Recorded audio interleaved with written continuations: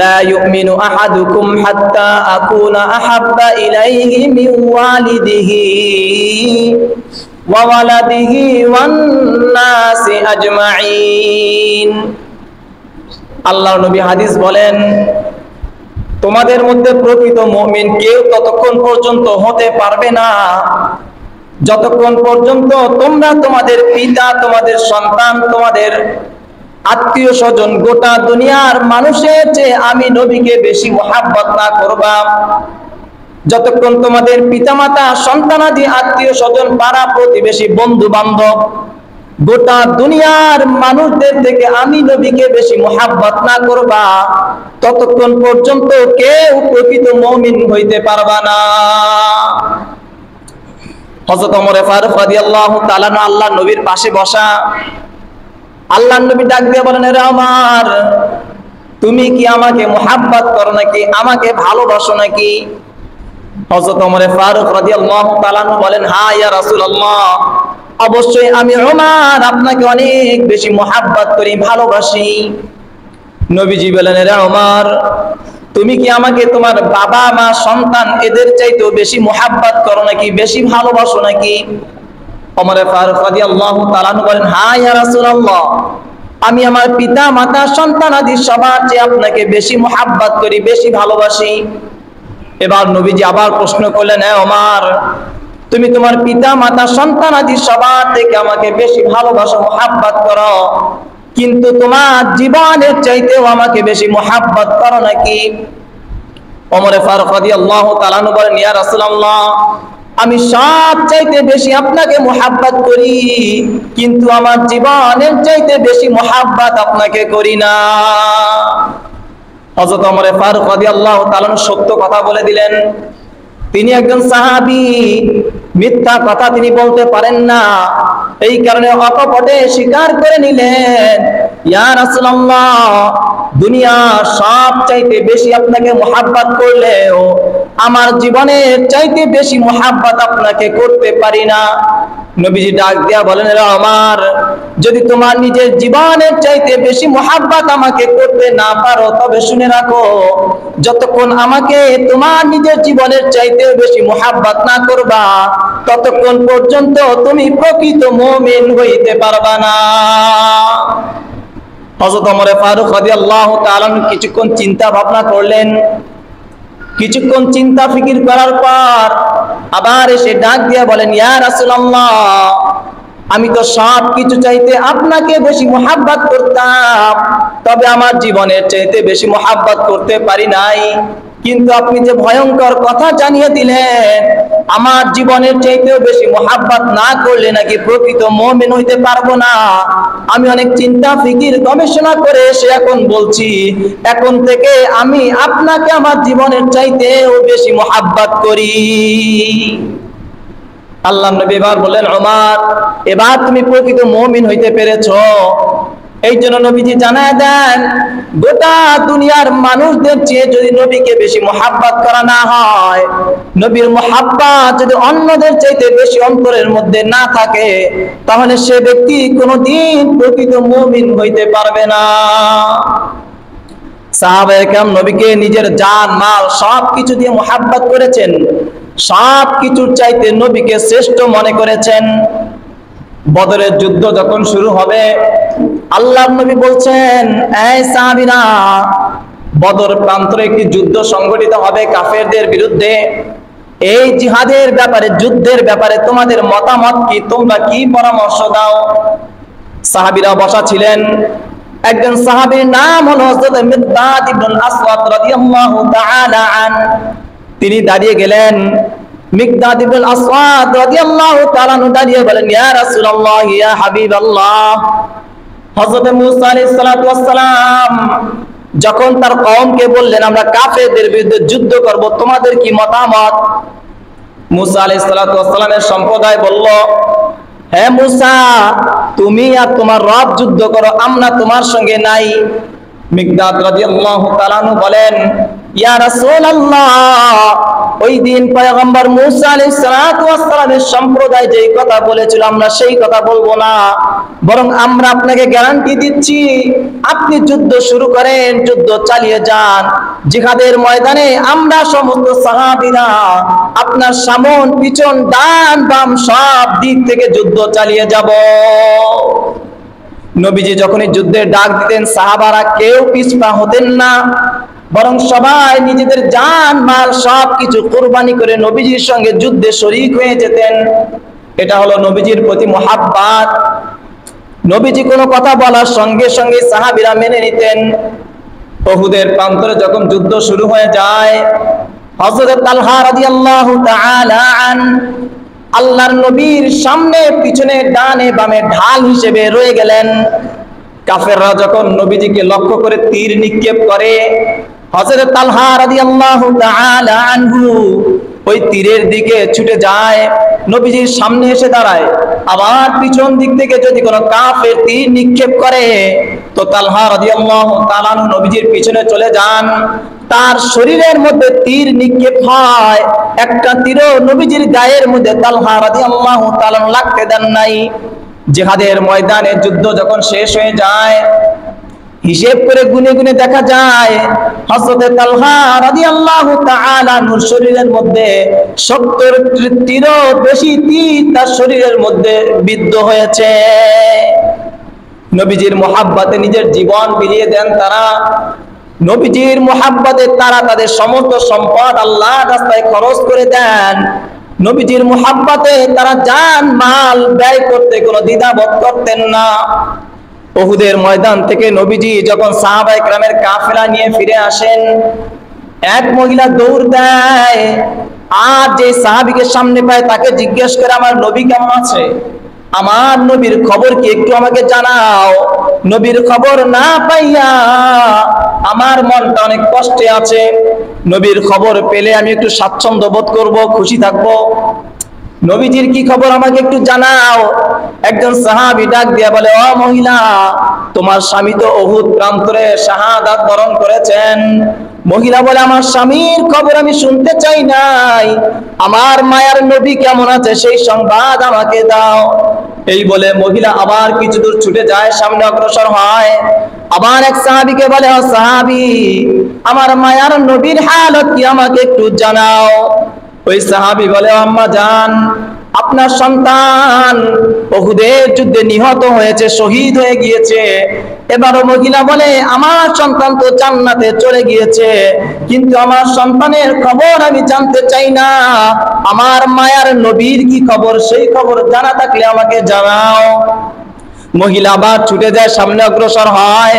কিছু দূর গিয়ে আরেক সাহাবীকে ডাক দিয়ে বলো, সাহাবী, আমার মায়ার নবীর কি খবর যদি জানো তো একটু বলো, আমাকে জানিয়ে দাও। যতক্ষণ নবীর খবর আমি না পাচ্ছি আমার অন্তরের মধ্যে কোনো প্রশান্তি নাই, অন্তর শুধু ছটফট করছে। সাহাবী ডাক দিয়ে বলে, আম্মা জান, নবীর খবর আমার কাছে নাই, কিন্তু তোমার ভাই উহুদের প্রান্তরে শাহাদাত বরণ করেছেন, শহীদ হয়ে গিয়েছেন। এবার মহিলা একই জবাব দেয়, ও সাহাবী, আমার ভাই তো জান্নাতের মধ্যে চলে গিয়েছে, কিন্তু আমার ভাইয়ের খবর আমি জানতে চাই না। আমি জানতে চাই আমার মায়ার নবীর কি খবর, আমার নবী জীবিত সুস্থ অবস্থায় আছেন কিনা আমি জানতে চাই। সাহাবী যখন কোনো খবর দিতে পারে না, মহিলা আবার দৌড় দিয়ে সামনে অগ্রসর হয়ে যায়। কিছু দূর যাওয়ার পরে দেখে এক সাহাবীর কাফেলা। মহিলা চিৎকার করে বলতে থাকে, আমার মায়ার নবীর কি খবর, আমার নবী বেঁচে আছেন নাকি শাহাদাত বরণ করেছেন, আমার নবী সুস্থ আছেন নাকি তার শরীরে তীর বিদ্ধ হয়েছে। এই কথা যখন জানতে চায়, সাহাবীরা তাকে আশ্বস্ত করে বলে, ও আম্মা জান, আমাদের মায়ার নবী শাহাদাত বরণ করেন নাই, বরং আল্লাহ তাআলা রহমতে তিনি সুস্থ আছেন, তিনি ফিরে আসতেছেন। এই কথা যখন মহিলাকে বলা হয়, মহিলা প্রশান্তি অনুভব করে। মহিলা বলে, জিহাদের ময়দানে উহুদ প্রান্তরে আমার বাবা শাহাদাত বরণ করেছে, আমার সন্তান শাহাদাত বরণ করেছে, আমার ভাই শাহাদাত বরণ করেছে, তাতে আমার কোনো আফসোস নাই। যখন আমি জানতে পারলাম আমার নবী যুদ্ধের ময়দান থেকে সুস্থতা অবস্থায় ফিরে আসছেন, আমার অন্তর প্রশান্তি হয়ে গেছে। আমার বাবা ভাই সন্তানের শাহাদাতের বেদনা আমি ভুলে গিয়েছি। একজন মহিলার অন্তরে নবী প্রেম কতটা ছিল, নবী প্রেম কতটা থাকার কারণে নিজের বাবার কথা ভুলে যায়, নিজের সন্তানের কথা ভুলে যায়, নিজের ভাইয়ের কথা ভুলে যায়। এরা ছিল নবী প্রেমী, নবীর জন্য নিজের জীবন ত্যাগ করতে দ্বিধাবোধ করত না। নবী যখন যা বলতেন তাই মেনে নিতেন। নবীজির আদর্শকে এদের জীবনে এরা বাস্তবায়ন করতেন। নবীজির আদর্শের বিপরীত কখনো কোনো কাজ এনারা করতেন না। নবীজির একজন সাহাবী ছিলেন হযরত আব্দুল্লাহ ইবনে যায়েদ রাদিয়াল্লাহু তাআলা আনহু। খেজুর বাগান পরিচর্যায় লিপ্ত ছিলেন, খেজুর বাগানের মধ্যে পানি দিচ্ছিলেন, পরিষ্কার করছিলেন। হঠাৎ কানের মধ্যে আওয়াজ ভেসে আসে, নবী আর দুনিয়াতে নাই, নবী ইন্তেকাল করেছেন। যখন এই খবর কানের মধ্যে আসছে, আব্দুল্লাহ ইবনে যায়েদ রাদিয়াল্লাহু তাআলা আনহু দুহাত উঁচু করে আল্লাহকে ডাক দিয়া বলে, ওগো মালিক, এই চোখ দুটো বরাদ্দ করে রেখেছিলাম শুধুমাত্র নবীকে দেখার জন্য, দুনিয়ার আর কিছু দেখার জন্য নয়। দুনিয়ার কোনো কিছু দেখে এই অন্তর শীতলতা অনুভব করবে না, এই চক্ষু শীতল হবে না, বরং শুধুমাত্র মায়ার নবীকে দেখার জন্য এই চোখ দুইটা বরাদ্দ করে রেখেছিলাম। আর যখন নবী দুনিয়া থেকে বিদায় নিয়ে চলে গেছে, এই চোখ দুটো আমার দরকার নাই, এই চোখ দিয়ে দুনিয়ার আর কোনো নিয়ামত আমি দেখতে চাই না। ওগো মালিক, দয়া করে আপনি আমার চোখের দৃষ্টি শক্তি উঠায় নেন। সাহাবী যখন এই দোয়া করেন, আল্লাহ তাআলার সঙ্গে সাহাবীর তাআল্লুক সম্পর্ক এত গভীর, আল্লাহ তাআলা সাহাবীর আবেগকে প্রাধান্য দিলেন। আল্লাহ তাআলা সাহাবীর দোয়াকে কবুল করে নিয়ে সঙ্গে সঙ্গে চোখের দৃষ্টি শক্তি আল্লাহ তাআলা তুলে নেন। সাহাবী চিন্তা করলেন যে চোখ দ্বারা নবীকে দেখবো না, এই চোখ দ্বারা আমি আমার স্ত্রীকে দেখতে চাই না, এই চোখ দিয়ে আমি আমার সন্তানকে দেখতে চাই না, এই চোখ দিয়ে আমি আমার বাবা মাকে দেখতে চাই না, এই চোখ দিয়ে দুনিয়ার আর কোন সৌন্দর্যতা আমি উপলব্ধ করতে চাই না। মায়ার নবীকে যদি চোখ দিয়ে দেখতে না পারি, তাহলে এই চোখ রাখার কোনো দরকার নাই। এই জন্য তিনি আল্লাহ তাআলার কাছে আবদার করে নিজের দৃষ্টিশক্তি হারিয়ে ফেললেন। নবী প্রেম অন্তরের মধ্যে কেমন ছিল, নবীর আদর্শ কেমন ভাবে তারা পালন করতেন, নবীর আদর্শ ব্যতিরেকে দুনিয়ার কোন আদর্শ তারা মানেন নাই। আল্লাহ নবী যখন মক্কা থেকে হিজরত করে মদিনায় চলে যান, সাহাবায়ে কেরাম আল্লাহ নবীর সঙ্গে সাক্ষাতের জন্য আসেন। আনসার সাহাবী যারা তারা সাক্ষাতের জন্য আসেন। মদিনার ছোট ছোট বাচ্চা থেকে বৃদ্ধ বৃদ্ধা সকলে নবীজির সাক্ষাতে আসেন, নবীজিকে এক নজর দেখার জন্য আসেন। হযরত বারা রাদিয়াল্লাহু তাআলা আনহু একজন সাহাবী, তার একজন শিশু সন্তান ছিল, এই সন্তানের নাম হলো তালহা। এই তালহা ইবনে বারা রাদিয়াল্লাহু তাআলা আনহু তার বাবার সঙ্গে নবীজির সাক্ষাতে আসেন। নবীর সঙ্গে বেশ কিছুক্ষণ কথা বলেন, কথা বলে নবীকে ডাক দিয়ে বলেন, ইয়া রাসূলুল্লাহ, আপনি আমাকে কোন নির্দেশ দেন, আপনি আমাকে যেই নির্দেশ দিবেন আমি সেই নির্দেশ পালন করতে সক্ষম। আল্লাহ নবী অবাক হয়ে গেলেন। ছোট্ট একটি বালক, তার মুখ থেকে নিশ্চিত এমন একটি কথা, সেই বালক বলছে, ও আল্লাহর নবী, আপনি আমাকে যেই নির্দেশ দিবেন সেই নির্দেশই পালন করতে আমি সক্ষম, সেই নির্দেশই আমি পালন করব। আল্লাহ নবী অবাক হয়ে গেলেন ছোট বালকের কথা শুনে। তাকে পরীক্ষা করার জন্য বললেন, হ্যাঁ বালক, ওই দেখো তোমার বাবা চলে যাচ্ছে, তুমি কি পারবানি আমি নবীর কথা নির্দেশ মানার জন্য তোমার বাবাকে হত্যা করতে?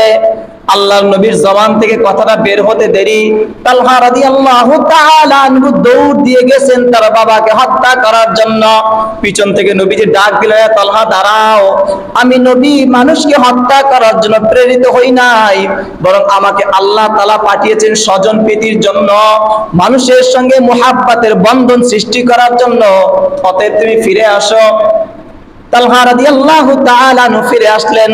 আল্লাহর নবী বুঝে গেলেন ছোট্ট একজন বালক সাহাবী হযরত তালহা ইবনে বারা রাদিয়াল্লাহু তাআলা আন দ্বীনের জন্য কতটা পাগল, নবীর জন্য কতটা পাগল। নবীর নির্দেশ পাওয়া মাত্র নিজের বাবাকে হত্যা করতে একটুকু চিন্তা করে নাই। আল্লাহ নবী তাকে বিদায় দিয়ে দিলেন, চলে যাও, বাড়িতে চলে যাও। তালহা রাদিয়াল্লাহু তাআলা আনহু বাড়িতে চলে গেলেন। কয়েকদিন পর হঠাৎ নবীর কাছে খবর আসলো, ওগো পয়গম্বর, সেদিন যে বারা রাদিয়াল্লাহু তাআলা আনহুর সঙ্গে তার সন্তান শিশু বালক তালহা এসেছিল, সেই তালহা তো অনেক অসুস্থ। আল্লাহ নবী খবর সংবাদ শোনা মাত্রই ছুটে গেলেন তালহার বাসায়। আল্লাহ নবী তাকে কোলে তুলে নিলেন, তাকে আদর করলেন, মাথায় হাত বুলিয়ে দিলেন। আল্লাহ নবী তার অবস্থা দেখে বুঝে গেলেন তালহা আর দুনিয়াতে বেশি দিন থাকবে না। তার পরিবারকে জানাইলেন, তার বাবাকে জানালেন, বারা, তোমার সন্তানের যদি কিছু হয়ে যায়, যদি ইন্তেকাল হয়ে যায়, তো আমাকে খবর দিবা। আমি নবী নিজে এসে তোমার সন্তানের জানাজা পড়াবো, কাফন দাফনের ব্যবস্থা করব। আল্লাহ নবী এই কথা বলে চলে গেলেন।